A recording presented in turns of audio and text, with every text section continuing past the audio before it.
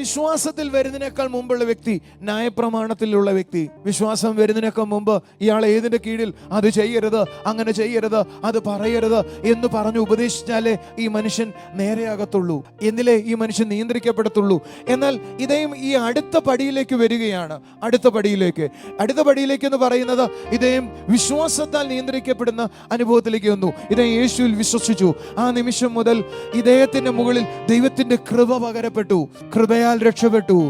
ഇദ്ദേഹം നീതീകരിക്കപ്പെട്ടു. പ്രവൃത്തിയാലല്ല, വിശ്വാസത്താൽ നീതീകരിക്കപ്പെട്ടു. അടുത്തൊരു സ്ഥലത്തേക്ക് വന്നു.